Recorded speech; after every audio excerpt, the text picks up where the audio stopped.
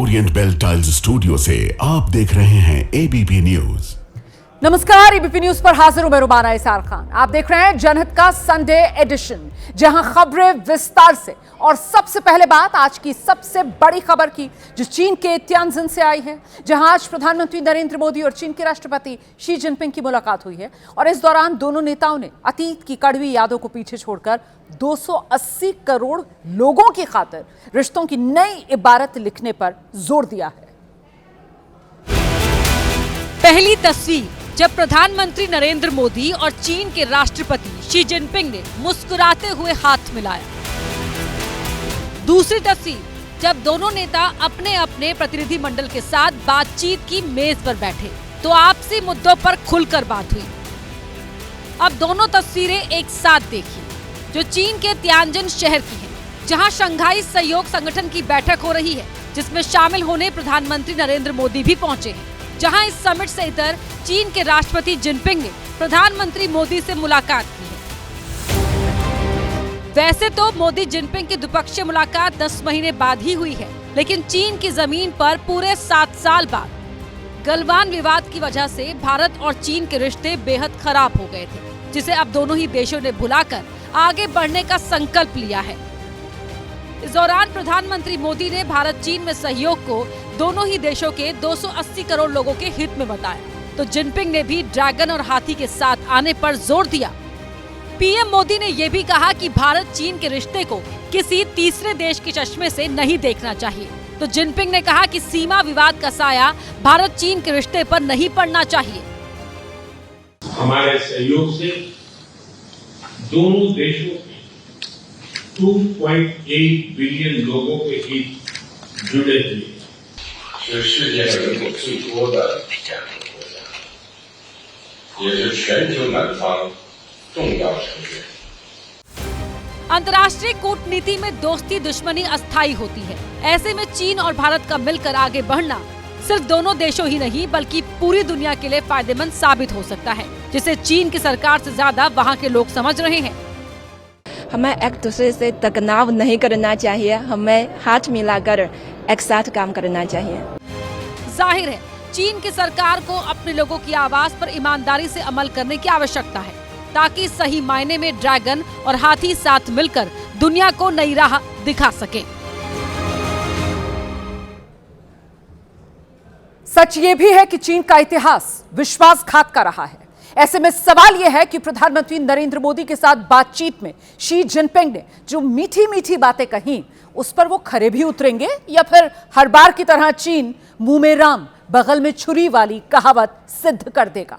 और यही वजह है कि प्रधानमंत्री मोदी के चीन दौरे पर भारत में विपक्षी पार्टियां अभी से सवाल उठा रही हैं।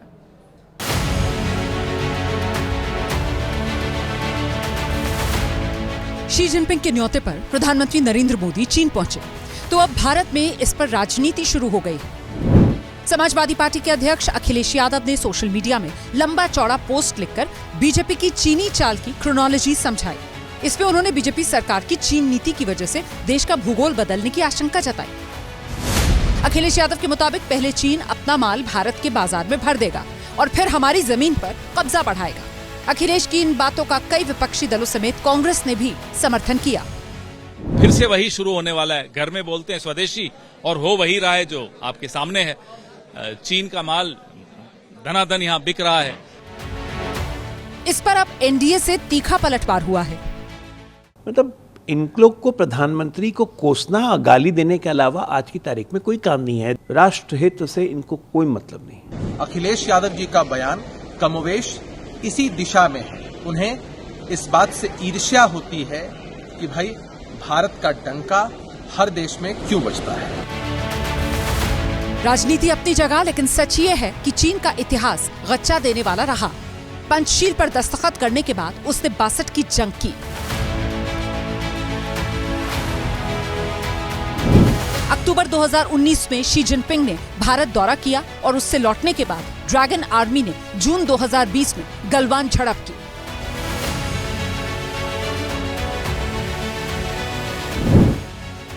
ये बातें इतिहास में दर्ज हैं, लेकिन वर्तमान में जब प्रधानमंत्री चीन के दौरे पर हैं, तो क्या इस पर देसी राजनीति से दूरी नहीं बरतनी चाहिए?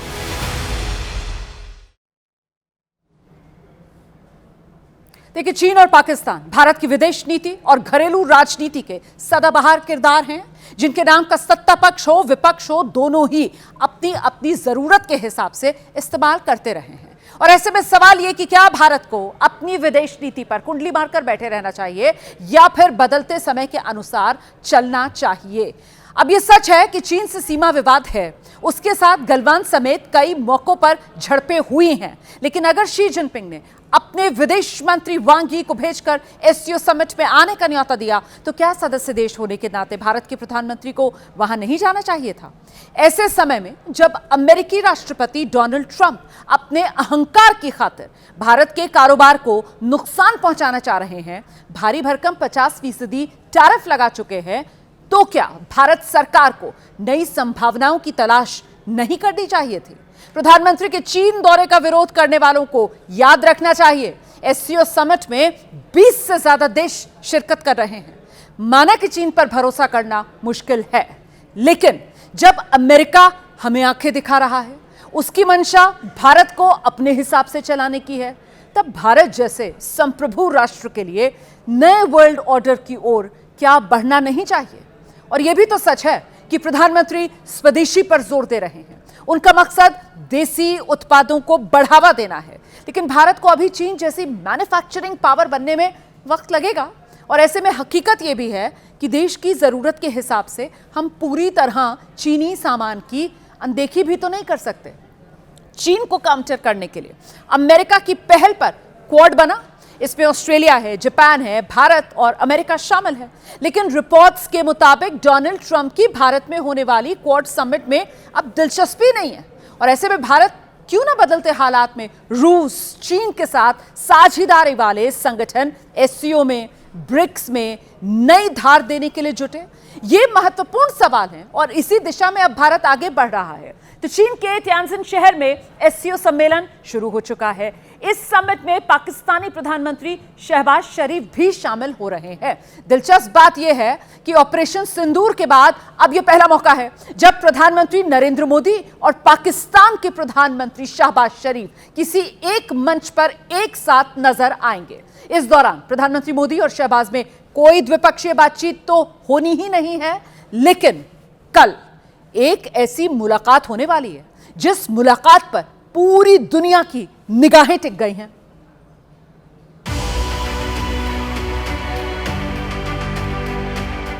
शंघाई सहयोग संगठन के मंच पर शी जिनपिंग ने अपनी पत्नी संग प्रधानमंत्री नरेंद्र मोदी का औपचारिक स्वागत किया। इस तरह से एक एक कर तमाम नेता मंच पर पहुंचते गए और शी जिनपिंग से हाथ मिलाते गए। इसके बाद मौका आया ग्रुप फोटोग्राफ का, जिसमें पहली कतार के ठीक बीचों बीच खुद जिनपिंग मौजूद थे। इनके ठीक बगल में दाहिनी ओर रूस के राष्ट्रपति व्लादिमीर पुतिन थे और दाहिनी तरफ ही चौथे नंबर पर थे प्रधानमंत्री नरेंद्र मोदी। तो शी जिनपिंग की बाईं ओर 5वें नंबर पर थे पाकिस्तानी प्रधानमंत्री शहबाज शरीफ। क्योंकि पाकिस्तान भी एससीओ का सदस्य है, ऐसे में उसके पीएम भी इसकी बैठक में हिस्सा लेने पहुंचे, तो हर मेहमान की तरह शहबाज का भी स्वागत हुआ। जो कांग्रेस प्रवक्ता सुप्रिया श्रीनेत की नजर में भारत की विदेश नीति की नाकामी है। अब ये कामयाबी है या नाकामी, ये तो कूटनीति के जानकार ही जाने, लेकिन सच ये है कि ऑपरेशन सिंदूर के बाद ये पहला मौका है जब किसी मंच पर एक साथ प्रधानमंत्री मोदी और शहबाज शरीफ मौजूद हैं। शहबाज से प्रधानमंत्री मोदी ने कोई द्विपक्षीय बात नहीं की, ये पहले से ही तय है। लेकिन 1 सितंबर को चीन के तियानजिन में एक ऐसी मुलाकात भी होनी है जिस पर अमेरिका समेत पूरी दुनिया की निगाहें टिकी हैं। ये मीटिंग होगी प्रधानमंत्री मोदी और रूस के राष्ट्रपति पुतिन की। रूस और भारत सदाबहार दोस्त हैं, जिस पर अमेरिकी राष्ट्रपति ट्रंप को ऐतराज है। उन्हें दिक्कत इस बात से भी कि रूस से भारत तेल क्यों खरीद रहा है। इस वजह से ट्रंप ने भारत पर अतिरिक्त 25% टैरिफ लाद दिया। ऐसे में सोमवार को जब चीन में पुतिन और मोदी मिलेंगे तो यकीनन ट्रंप नजरें गड़ाकर टेलीविजन देखेंगे। वैसे पीएम मोदी से तियानजिन में मुलाकात के बाद पुतिन दिसंबर महीने में भारत भी आने वाले हैं, जो अभी से टैरिफ किंग के लिए बेचैनी बढ़ाने वाला है। तो क्या वाकई भारत के रूस से तेल खरीदने की वजह से डोनाल्ड ट्रंप नाराज हो गए? इस सवाल का जवाब मिल गया है। ये जवाब किसी और ने नहीं बल्कि अमेरिकी अखबार न्यूयॉर्क टाइम्स ने दिया है, जिसकी रिपोर्ट के मुताबिक प्रधानमंत्री नरेंद्र मोदी अमेरिकी राष्ट्रपति के दबाव के आगे झुके नहीं, उन्हें नोबेल पुरस्कार के लिए नॉमिनेट नहीं किया और इसीलिए डोनाल्ड ट्रंप नाराज हो गए हैं और भारत पर अतिरिक्त 25% टैरिफ डोनाल्ड ट्रंप ने लगा दिया।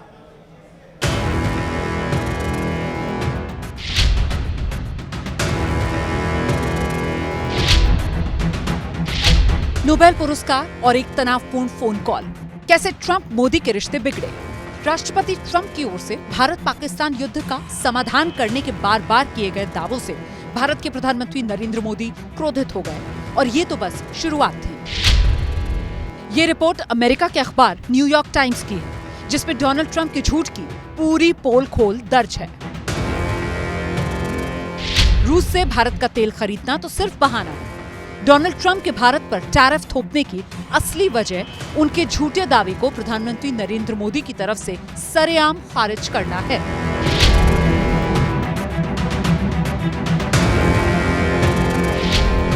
न्यूयॉर्क टाइम्स के मुताबिक 17 जून को फोन पर बातचीत के दौरान ट्रंप ने पीएम मोदी से कहा कि उन्हें भारत पाकिस्तान के बीच सीजफायर कराने पर कितना गर्व है।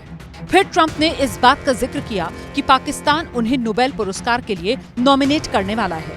ट्रंप ने भारत से भी ऐसा ही करने की ख्वाहिश जताई, जिस पर प्रधानमंत्री मोदी बेहद नाराज हुए और ट्रंप से दो टूक कह दिया कि भारत पाकिस्तान के बीच हुए सीजफायर से अमेरिका का कोई लेना देना नहीं, ये भारत और पाकिस्तान के बीच सीधे तौर पर हुआ है।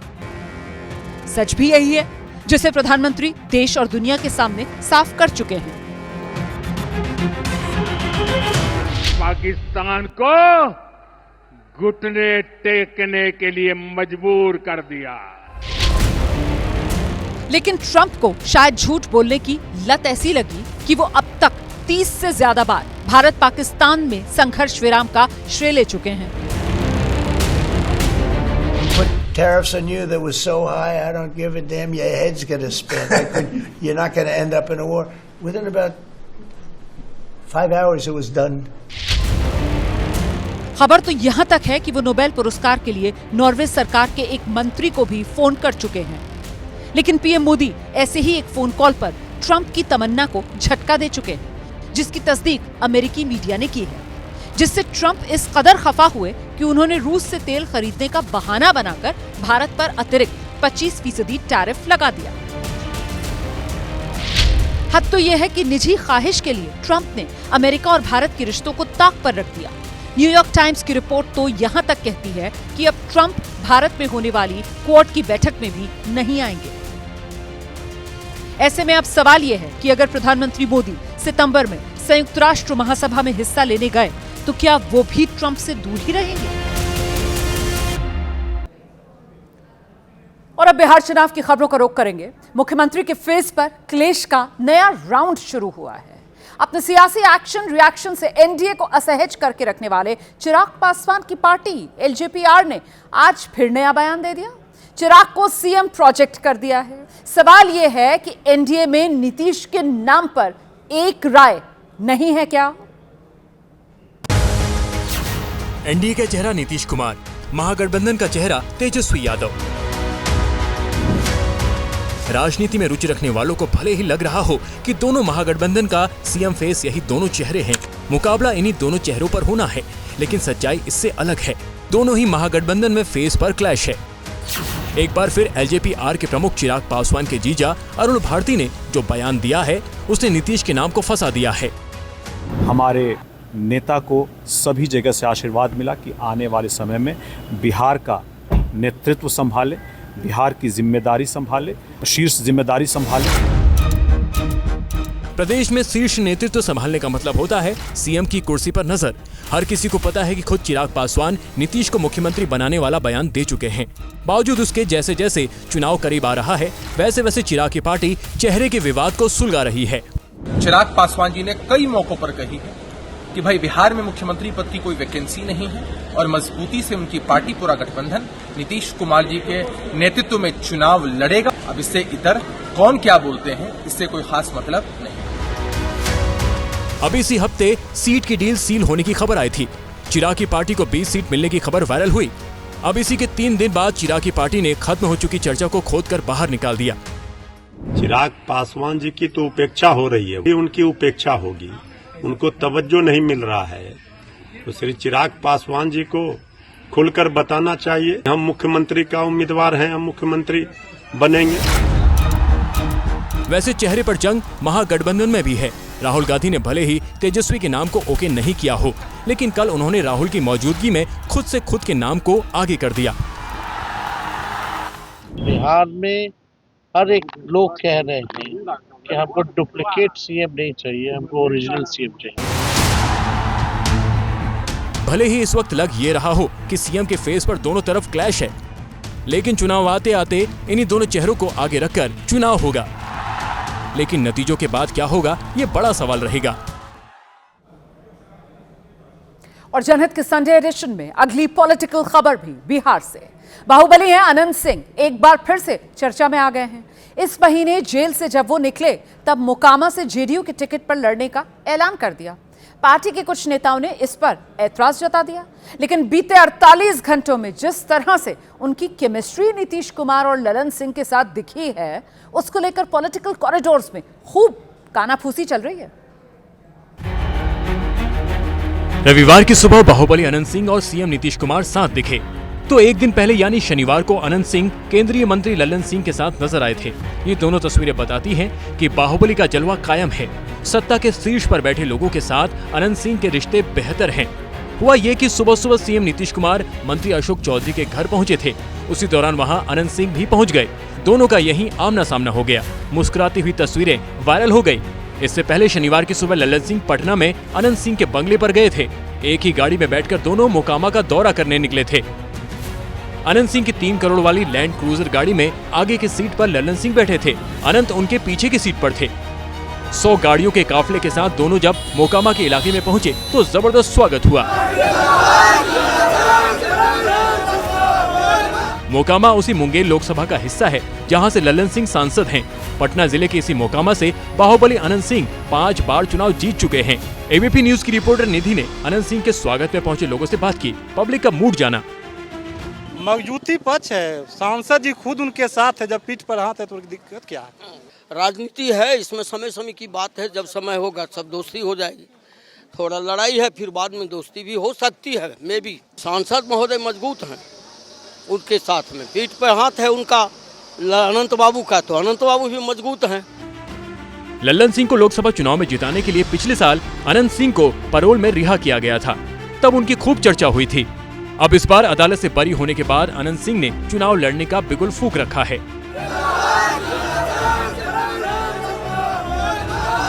इलाके में स्वागत सत्कार और भोज के आयोजन के जरिए माहौल बनाया जा रहा है। भोज किस खुशी में हो रहा है भाई? विधायक जी का विजय भवा का है। विधायक जी मतलब अनंत सिंह जीत चुके हैं, उसी का बिफोर 5 जोंक से जीते, 6 जोंक जीते, कोई नहीं हराने वाला बेटा इनको। हम ललन बाबू को श्री बाबू का दर्जा दिए हुए थे। श्री बाबू का नाम श्री कृष्ण सिंह है। तो कृष्ण जब अर्जुन के रथ पर सवार हो गया तो कोई अर्जुन को हरा सकता है। 2020 में आरजेडी की टिकट पर जीते अनंत सिंह की सदस्यता 2022 में चली गई। तब कोर्ट ने उन्हें सजा दी थी। बाद में पत्नी विधायक बनी, लेकिन अदालत ने उस केस में अनंत सिंह को बरी कर दिया है। अब अनंत खुद चुनाव लड़ने की तैयारी में है, उसी का माहौल बनाया जा रहा है। बिहार में इन दिनों गठबंधन की एकजुटता दिखाने और ज्यादा से ज्यादा सीटों पर जीत हासिल करने के लिए एनडीए की मीटिंग्स हो रही हैं। हर विधानसभा में 5 पार्टियों का साझा सम्मेलन करवाया जा रहा है, लेकिन कुछ जगहों से तस्वीरें ऐसी आई जो गठबंधन की पोल खोल रही हैं।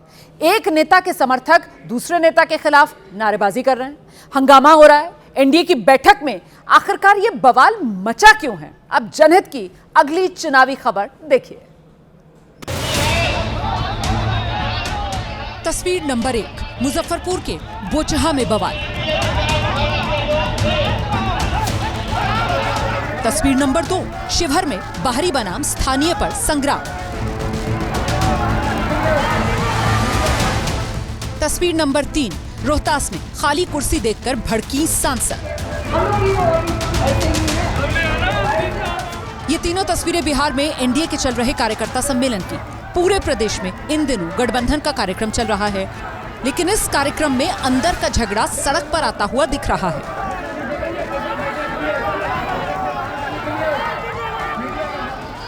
शनिवार को शिवहर में एनडीए का सम्मेलन हुआ।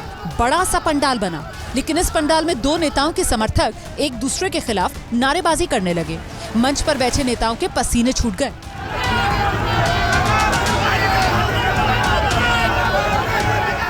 शिवहर से चेतन आनंद विधायक हैं। 2020 में आरजेडी के टिकट पर जीते थे। पिछले साल पाला बदलकर जेडीयू के साथ हो लिए। इस बार शिवहर से टिकट चाहते हैं, लेकिन स्थानीय बीजेपी नेता रत्नाकर राणा के समर्थक इसके लिए राजी नहीं। राणा के समर्थकों ने चेतन आनंद के खिलाफ सम्मेलन स्थल पर बाहरी भगाव का नारा लगा दिया। काफी देर तक माहौल अफरा तफरी का रहा। इससे पहले 25 अगस्त को मुजफ्फरपुर के बोचहा में भी कुछ ऐसा ही नजारा देखने को मिला।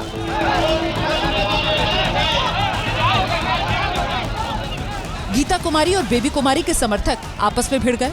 दोनों ही इस सीट से टिकट की दावेदार हैं। एनडीए के कार्यक्रमों में मानो ये आम बात हो गई है। अब इसका असर देखिए, अलग अलग जिलों में दिख रहा है। शनिवार को सांसद लवली आनंद रोहतास के नोखा में जब सम्मेलन के लिए पहुंची तो खाली कुर्सियां देखकर उनका पारा हाई हो गया। अगर हम लोग यहाँ आते हैं तो बहुत सारा काम छोड़ करके आते हैं। आप या तो खाना खिला दीजिए, पहले 11 बजे ही आप बुलाते हैं कार्यकर्ता को, सबको हम लोग को बुलाते हैं, कुर्सियाँ खाली पड़ी हुई है और बीच में आप खाना का प्रयोजन भी रख देते। खाना आप खिला देते, उसके बाद ही कार्यक्रम रखते, 2 बजे से शुरू करते। बिना भाषण दिए ही लवली मंच छोड़कर चली गई। कहा जा रहा है लवली जब भाषण देने मंच पर आई तब तक लोग खाना खाने चले गए थे और सभा में सन्नाटा पसरा हुआ था। और जनहित के संडे एडिशन में बात मुंबई की, जहां अलग ही टेंशन चल रही है। मराठा आरक्षण की मांग को लेकर मनोज जरांगे पाटिल ने मुंबई में डेरा डाल दिया है। 5000 लोगों के साथ आंदोलन की इजाजत थी, लेकिन भीड़ हजारों की जुट गई है। शहर की ट्रैफिक व्यवस्था पर जरांगे का आंदोलन भारी पड़ रहा है। अब कल तो देखिए सोमवार का दिन है। समस्या यह है कि अगर यूं ही भीड़ का माहौल बना रहा तो फिर शहर वालों को जाम का सामना करना पड़ेगा। इसीलिए मुंबई के दर्शकों से एबीपी न्यूज की अपील, कल अपने रूट पर ट्रैफिक की जानकारी लेकर ही निकलिएगा आप।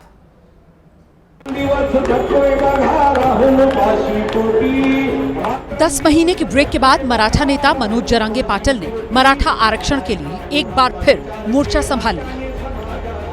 लेकिन इस बार अपने समाज को आरक्षण दिलाने के लिए मनोज जरांगे पाटिल ने अपनी गृह जिले जालना की बजाय महाराष्ट्र की राजधानी मुंबई के आजाद मैदान में डेरा डाला है।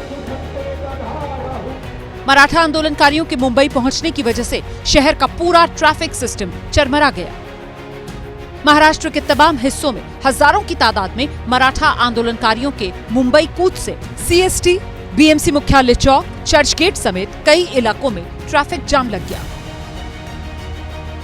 मराठा आंदोलनकारी सीएसटी रेलवे स्टेशन के बाहर, सीएसटी रेलवे स्टेशन के अंदर प्लेटफॉर्म पर, यहाँ तक कि रेलवे स्टेशन के एटीएम के अंदर भी मराठा आंदोलनकारी डटे हुए हैं। इतनी ही संख्या आजाद मैदान में भी है और लगभग उतनी संख्या सड़कों पर नजर आ रही है।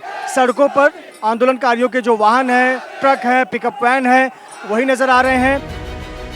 दरअसल गणेशोत्सव के चलते मुंबई पुलिस ने मनोज को शर्तों के साथ शनिवार को सिर्फ एक दिन के प्रदर्शन की मंजूरी दी थी और मनोज को सिर्फ 5000 लोगों को साथ लाने की अनुमति थी। लेकिन आजाद मैदान और उसके बाहर हजारों की संख्या में आंदोलनकारी जम गए हैं। वहीं 3 दिन से आजाद मैदान में डटे मनोज जरांगे पाटिल ने अब ये कहकर महाराष्ट्र सरकार और मुंबई पुलिस दोनों की टेंशन बढ़ा दी कि मराठा समाज को आरक्षण पर फाइनल फैसला होने तक वो मुंबई से नहीं हिलने वाले।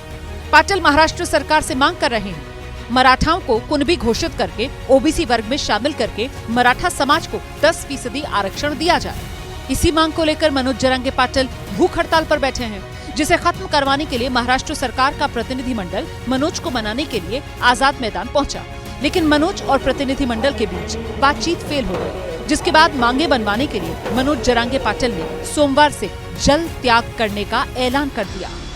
वहीं मराठा आरक्षण के मुद्दे पर महाराष्ट्र सरकार की घेराबंदी करने के लिए विपक्ष ने भी तैयारी शुरू कर दी है। उद्धव की शिवसेना ने मनोज जरांगे पाटिल के आंदोलन का समर्थन कर दिया है। एनसीपी शरद पवार की सांसद सुप्रिया सुले ने आजाद मैदान में मनोज जरांगे से मुलाकात के बाद सरकार से मराठा आरक्षण पर सर्वदलीय बैठक और विधानसभा का विशेष सत्र बुलाने की मांग कर दी है। कयामत का काउंटडाउन, ये है आज का जनहित स्पेशल और अब जनहित के संडे एडिशन में वक्त हो गया है इसी स्पेशल सेगमेंट का।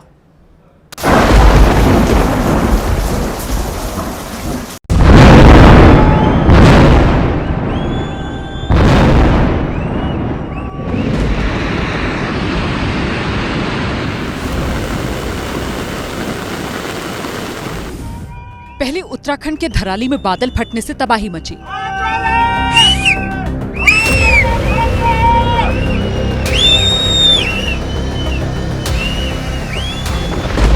फिर जम्मू कश्मीर के किश्तवाड़ बादलों ने विध्वंस किया।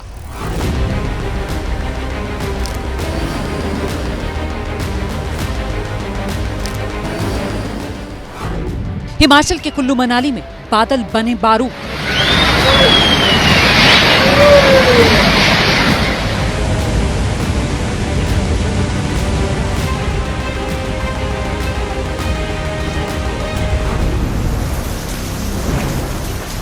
अगस्त का आपातकाल, कुदरत बनी काल।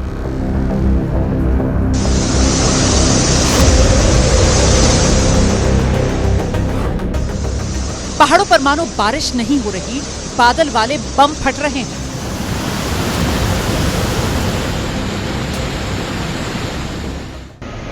धरती की जन्नत पर आसमान का आक्रमण।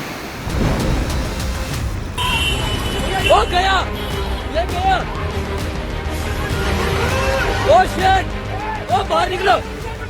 देवभूमि पर कुदरत का महादंगल।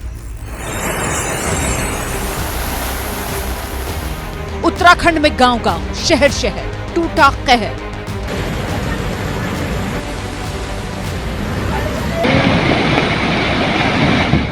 अगस्त का अत्याचार, सामने सितंबर है तैयार।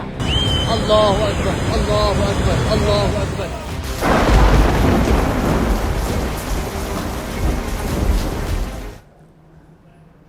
उत्तर भारत के राज्य बादलों के वार से त्राही माम कर रहे हैं। अगस्त महीने में उत्तराखंड से लेकर हिमाचल, जम्मू कश्मीर में 1 दर्जन से ज्यादा जगहों पर बादल फटे, तबाही हुई। कल भी जम्मू कश्मीर में बादलों की विनाश लीला ने बर्बादी मचाई। आज भी हिमाचल के कुल्लू में बारिश ने कहर बरपाया है। अगस्त महीने में जो कुछ हुआ वो किसी कयामत की आहट से तो कम है नहीं। हिमाचल का चंबा, पंजाब, जम्मू कश्मीर, लद्दाख से सटा इलाका, उसका संपर्क अपने ही जिलों के कई इलाकों से टूट चुका है।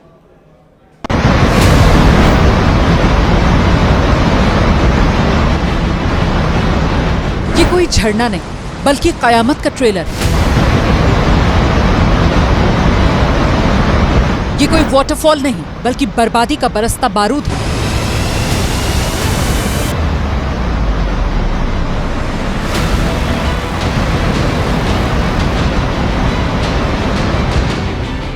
ये हिमाचल के चंबा की तस्वीरें हैं।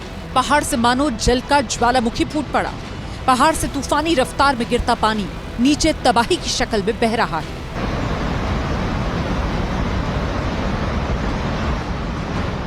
इस पानी की वजह से चंबा जिले में बहने वाली तमाम नदियां खतरनाक शक्ल लेकर बह रही हैं। ऊपर से पानी आ रहा है और नीचे श्रद्धालुओं के टेंट नजर आ रहे हैं। ये उस मणिमहेश यात्रा मार्ग की तस्वीर है जहां सैकड़ों लोग दर्शन के लिए गए थे लेकिन फंस गए। कारण आपके सामने।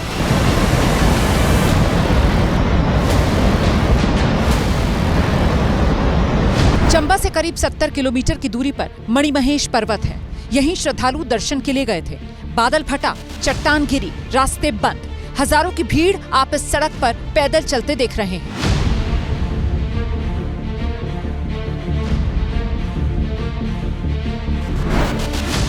लोकल मीडिया रिपोर्ट्स पे दावा है शनिवार को करीब 3000 श्रद्धालु पैदल ही भरमौर से चंबा की तरफ निकल पड़े। इस वीडियो को देखिए, बहुत तेजी से वायरल है। इसमें श्रद्धालु बड़ी संख्या में एक जगह फंसे हुए हैं। आगे रास्ता बंद है, ठीक करने का काम चल रहा है। ये वीडियो 29 अगस्त का बताया जा रहा है। लेकिन श्रद्धालुओं के लिए इस रास्ते पर इस वक्त पैदल चलना भी आसान नहीं।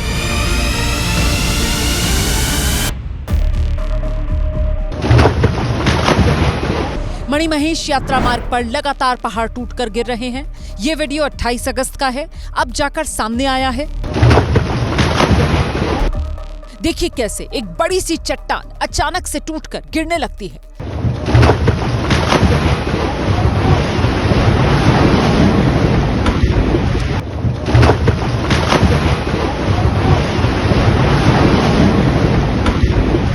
जिस वक्त रोड पर पहाड़ का हिस्सा टूटकर गिरता है, वहां कुछ लोग मौजूद थे।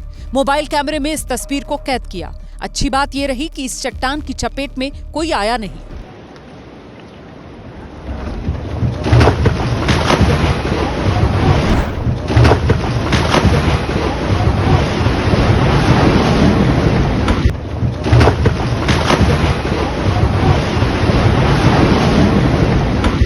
चट्टान गिरने की मणिमहेश यात्रा मार्ग पर यह कोई एक घटना नहीं, इस तरह के कई वीडियोस सामने आए हैं।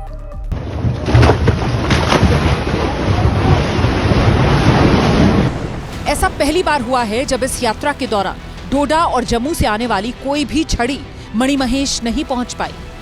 हर साल जन्माष्टमी पर यात्रा शुरू होती है और राधा अष्टमी के दिन खत्म होती है, लेकिन इस बार यात्रा तय समय से 6 दिन पहले ही रोक दी गई। श्रद्धालुओं को आगे जाने नहीं दिया गया, रास्ते से ही वापस भेजा जा रहा है। मणिमहेश की यात्रा में 5 दिन तक भारी बारिश हुई।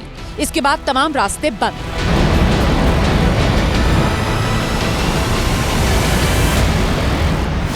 मणिमहेश झील हिमाचल के प्रमुख तीर्थ स्थलों में से एक है। आप इन तस्वीरों में देख सकते हैं कैसे यात्री जान जोखिम में डालकर उफनते पानी को पार कर रहे हैं।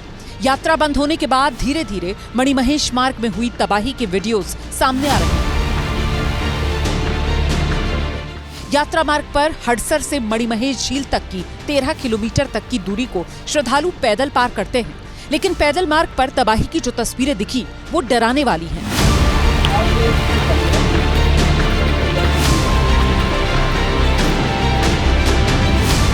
इस वीडियो में आप यात्रा मार्ग को देख सकते हैं। कहीं से नहीं लग रहा कि ये कोई सड़क रही होगी। तमाम सड़कें या तो मलबे में बदल चुकी हैं या फिर नदी नालों में समा चुकी हैं। किसी तरह लोग संभल कर इस रास्ते पर चल रहे हैं। इसी रास्ते से श्रद्धालुओं को मणिमहेश के दर्शन के लिए जाना था, लेकिन सपना अधूरा रह गया। मणिमहेश झील कैलाश शिखर तलहटी में 13,000 फीट की ऊंचाई पर स्थित है।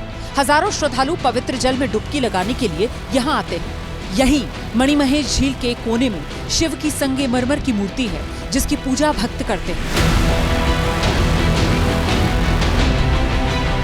मणिमहेश को पंच कैलाश में एक कैलाश माना जाता है। यहाँ का मनोरम दृश्य श्रद्धालुओं के मन में आस्था का असीम ज्वार पैदा करता है। लेकिन साल 1995 के बाद यानी 30 साल बाद ऐसा हुआ जब यात्रा संपन्न ही नहीं हो पाई।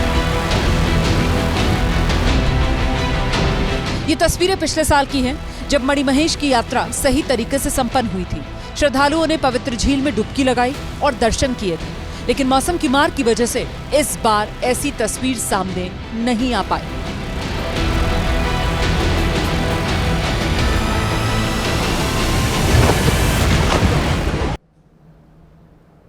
तो मणिमहेश की यात्रा रुक चुकी है। अब भी 1000-2000 लोगों के फंसे होने की बात कही जा रही है, जिन्हें निकालने में प्रशासन की टीम जुटी हुई है।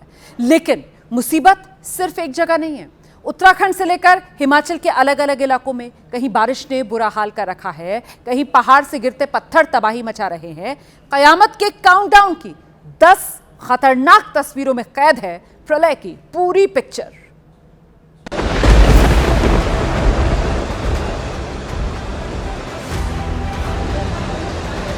कुल्लू की ये तस्वीरें आज सुबह की हैं। देखिए कैसे नाले का पानी अचानक से सैलाब की शक्ल में बहने लगा। नाले के आसपास बड़ी संख्या में 2 मंजिला 3 मंजिला घर बने हैं। नाले का पानी शोर मचाता हुआ आया तो लोग हैरान रह गए, जान बचाने के लिए भागने लगे। कुल्लू में लगातार बारिश हो रही है, जिसकी वजह से एक बार फिर से भारी नुकसान की आशंका जताई जा रही है।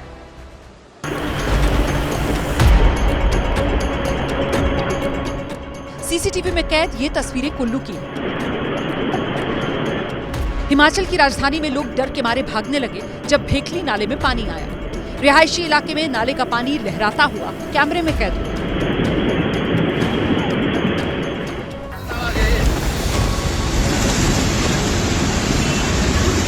बहुत ज्यादा। कुल्लू से आए अब इस वीडियो को देखिए। नाला आ गया, बहुत ज्यादा नाला आ गया। पहाड़ी इलाकों में कब कहां से कौन सी गली नदी बन जाए कहा नहीं जा सकता।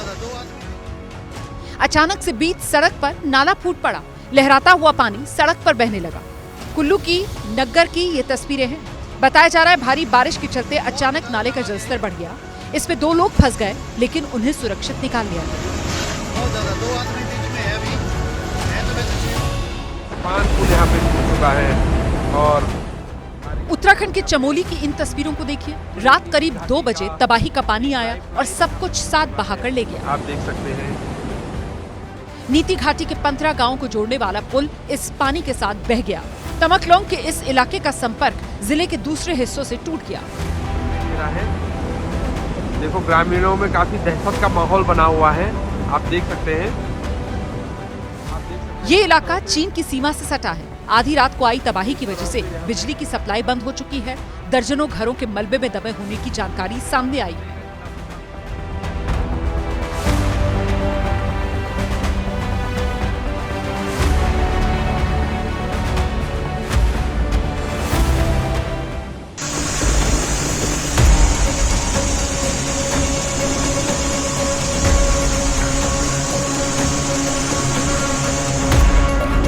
अब जरा हिमाचल की मंडी की इन तस्वीरों को देखिए।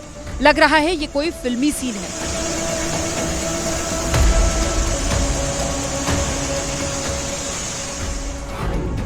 लेकिन ये रियल पिक्चर है। भारी बारिश के बाद जोगिंदरनगर का जौली नाला उफान पर। यह दृश्य जितना खूबसूरत है उतना ही खतरनाक भी।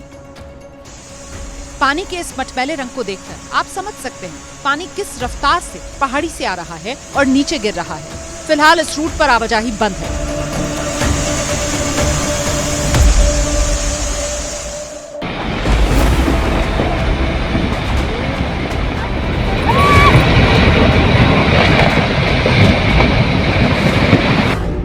अगली तस्वीर देखिए। उत्तराखंड के धारचूला में रोड पर पहाड़ का बड़ा हिस्सा टूटकर आ गिरा। तस्वीरें मोबाइल कैमरे में कैद हुई। गनीमत ये रही कि जिस वक्त पहाड़ का हिस्सा गिरा उस वक्त रोड पर कोई नहीं था। तवाघाट सोबला रोड पर आवाजाही बंद हो गई। मलबा आया इसी तरह से आता रहा। इसी धारचूला में एक जगह और चट्टान गिरने से पावर हाउस की टनल का रास्ता बंद हो गया। टनल को काफी नुकसान भी हुआ है। धारचूला उत्तराखंड के पिथौरागढ़ में पड़ता है। नेपाल की सीमा यहीं पास में है। पिछले कई दिन से इस इलाके में इसी तरह से पहाड़ टूटने की घटना हो रही है।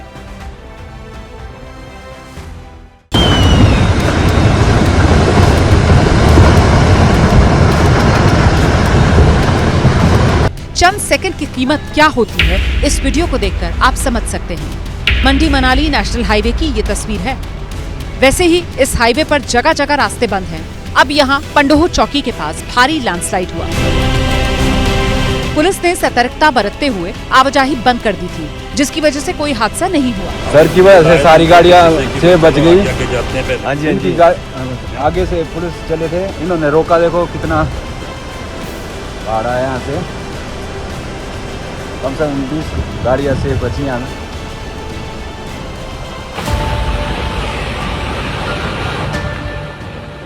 उत्तराखंड के रुद्रप्रयाग में एक बार फिर से केदारनाथ हाईवे पर आवाजाही रुक गई है।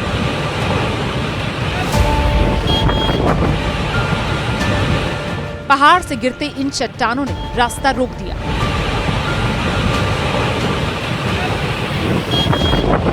पहली नजर में देखकर लगता है मानो रोड पर पत्थरों की बारिश हुई हो। केदारनाथ हाईवे पर भारी मलबा आने से दोनों तरफ कई गाड़ियां फंस गई। मलबे में आने से एक कार सवार बाल बाल बचा।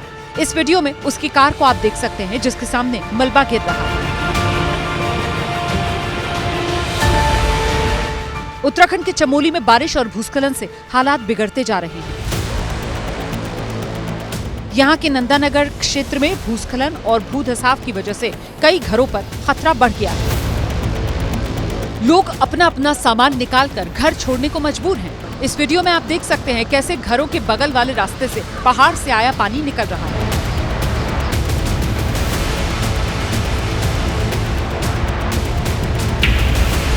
अगली तस्वीर देखिए, पठानकोट मंडी नेशनल हाईवे पर कांगड़ा के 32 मील के पास पहाड़ी का मलबा रोड पर आने से लंबा जाम लग गया।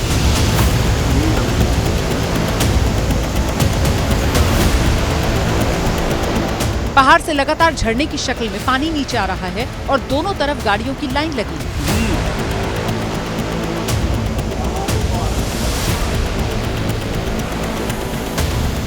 कर्णप्रयाग से आई इस तस्वीर को देखिए।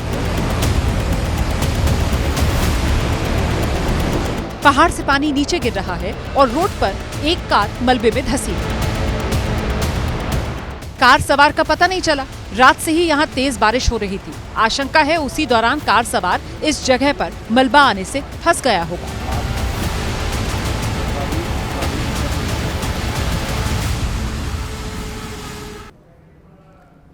अच्छा, इस बार बहुत से लोगों के मन में सवाल ये है कि आखिर इतने बादल क्यों फट रहे हैं?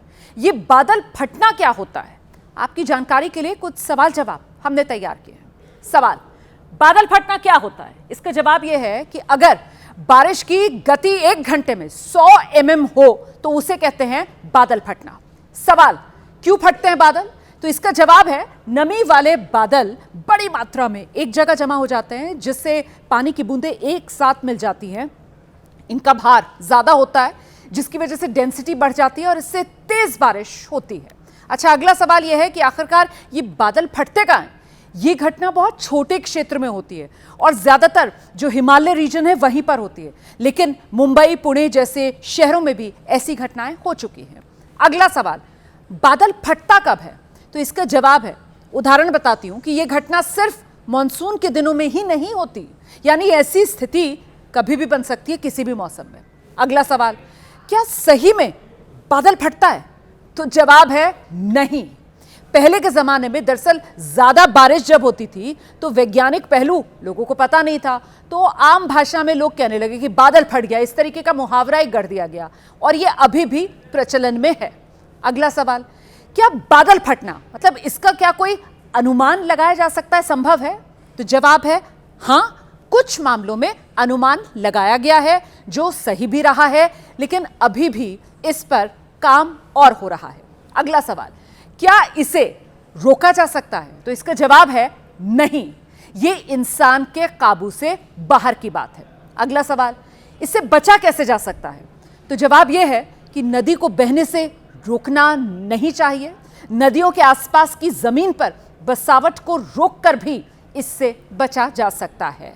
अब अगली खबर, बढ़ते हैं आगे और अब बात मॉनसून के इस मौसम में मचे खाद बवाल की। उत्तर प्रदेश में इन दिनों खाद की किल्लत का मुद्दा सुर्खियों में बना हुआ है।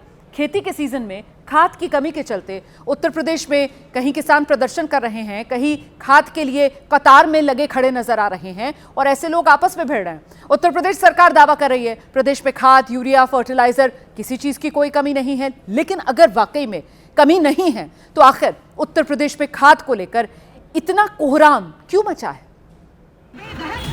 तस्वीर नंबर 1, झांसी में खाद के लिए ट्रैक्टर लेकर सड़कों पर उतरे किसान। तस्वीर नंबर 2, बलरामपुर में किसानों को लाठियों से तितर बितर करते पुलिस वाले। तस्वीर नंबर 3, अमेठी में कृषि केंद्र पर लगी किसानों की कतार में मची अफरा तफरी। उत्तर प्रदेश के कई जिलों में खाद की किल्लत को लेकर ऐसी ही तस्वीरें सामने आ रही हैं। एक अदद खाद की बोरी पाने के लिए किसान घंटों लंबी कतार में लगे रहते हैं, लेकिन कहीं सुबह से डेरा जमाने के बाद भी खाद नहीं मिल रही, तो कहीं खिड़की तक पहुंचने पर पता चलता है कि स्टॉक ही खत्म हो गया। हम लोग सुबह से यहाँ लाइन में लगे हुए हैं खाद के लिए, लेकिन अभी तक नहीं मिली है। हम 2 बार आगे जाकर के पीछे आ चुके हैं हम लोग। यूपी के ज्यादातर जिलों के किसान खाद को लेकर यही शिकायत कर रहे हैं, जिसके बाद अब उत्तर प्रदेश में खाद की किल्लत का मुद्दा तूल पकड़ने लगा है, क्योंकि धान के सीजन में पर्याप्त खाद, यूरिया न मिलने से किसान परेशान होने लगे हैं। जिसे देखते हुए यूपी में विपक्ष ने भी मौके पर चौका लगाते हुए किसानों और सरकार के बीच पनप रहे खाद वाले विवाद को हवा देनी शुरू कर दी। समाजवादी पार्टी अध्यक्ष अखिलेश यादव ने सोशल मीडिया पर चंदौली में खाद न मिलने से नाराज पेड़ पर चढ़े एक किसान की तस्वीर शेयर करते हुए लिखा, कह गए ऐसा भाजपाई कलयुग आएगा, कृषक खाएगा लाठी डंडा, खाद का संकट गहराएगा। लेकिन खाद के मुद्दे पर बीजेपी की असली टेंशन किसानों और विपक्ष नहीं, बल्कि अपने ही सहयोगी जयंत चौधरी ने बढ़ा दी है। दरअसल मुजफ्फरनगर में एक सभा के दौरान जब किसानों ने जयंत चौधरी से यूपी में खाद संकट का सवाल पूछा तो जवाब में जयंत चौधरी ने भविष्य की राजनीति का इशारा कर दिया। कर दिया इससे ज्यादा मेरी बंदिश है, मैं नहीं कह सकता। जब आप कह दोगे जैसा आपको लगेगा वैसा ही निर्णय लेता आया हूँ, वैसा ही निर्णय लूंगा। लेकिन यूपी के कृषि मंत्री किल्लत की बात से इनकार करते हुए यूपी में खाद को लेकर पैदा हुए हालात के लिए कालाबाजारी को वजह बता रहे हैं। कृषि मंत्री ने कहा कि यूपी में इस साल खाद की मांग बढ़ने के बावजूद प्रदेश में खाद यूरिया की कोई कमी नहीं है। लेकिन बड़ा सवाल यह है कि खाद किल्लत की असल वजह कालाबाजारी है। तो फिर ऐसा करने वालों से सख्ती से निपटा क्यों नहीं जा रहा?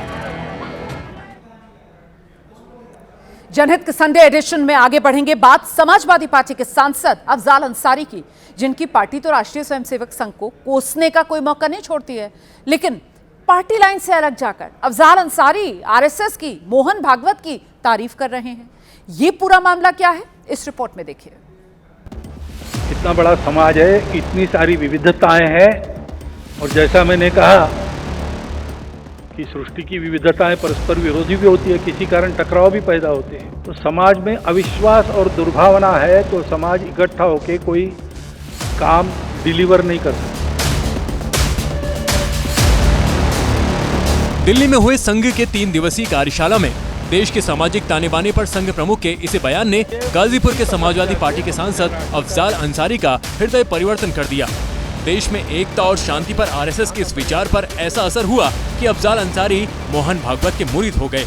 3 दिन का शिविर चला है जो राष्ट्रीय स्वयंसेवक संघ का, और जो संबोधन आया है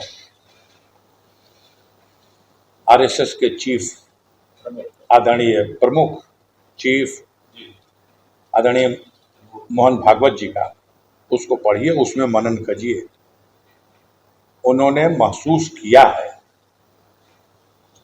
कि देश को जरूरत है एकता और भाईचारे की, और नफरत का कारोबार बंद होना चाहिए। दरअसल 28 अगस्त तक दिल्ली में आयोजित कार्यशाला के दौरान संघ प्रमुख मोहन भागवत ने आरएसएस के विचार और नीतियों के बारे में बताते हुए कहा, हिंदू समाज को अयोध्या, काशी और मथुरा को छोड़कर हर जगह मंदिर नहीं ढूंढना चाहिए। भागवत ने मुस्लिम समाज से भी संयम और समझदारी बरतने की अपील की थी। मोहन भागवत के इसी बयान का दिल खोलकर स्वागत करते हुए समाजवादी पार्टी सांसद अफजाल अंसारी ने कहा, हिंदुओं का प्रतिनिधित्व करने के लिए आरएसएस से अच्छा कोई और मंच नहीं है। लगे हाथों अफजाल अंसारी ने अब दूसरे मत और मजहब के लोगों को भी मोहन भागवत की बात का खुलकर समर्थन करने की अपील कर दी।